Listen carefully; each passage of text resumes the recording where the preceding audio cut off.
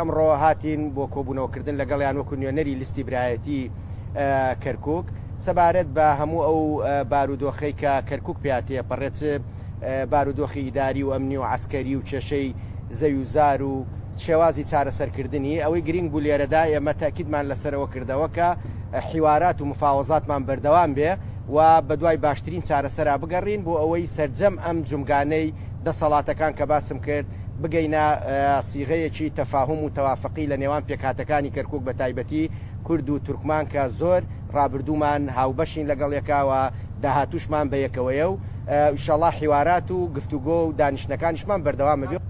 نرحب بالوفد الزائر إلى مقر الجبهة التركمانية العراقية في بغداد. لە بەغداد پێشوازیمان لە وەفدیەکێتی نیشتیمانی کوردستان و پارتی دیموکراتی کوردستان کرد. گفتوگۆ تاکە ڕێگەیە بۆ گەیشتن بە ئامانجێکی باش. هەردوو پێکهاتەی تورکمان و کورد مێژوویەکی هاوبەشیان پێکەوە هەیە. پێکیشەوە خوێنیان ڕشتووە و پێکیشەوە کاریان کردووە بۆ بنیادنانەوە. ئێمە بەردەوام پێداگری دەکەین لەسەر زمانی گفتوگۆ بۆ چارەسەرکردنی کێشەکان.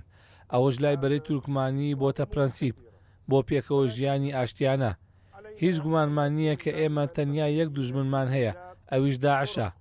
ئەم دانیشتن و گفتوگۆیشمان نوێ نییە، بەڵکو درێژکراوی ئەو دانیشتانەیە کە پێشتر و لە ڕابردوودا پێکەوە ئەنجاممان داوە بۆ چارەسەری گرفتەکان لە نێوان پێکهاتەکانی کەرکووک بە کورد و عەرەب و تورکمانەوە.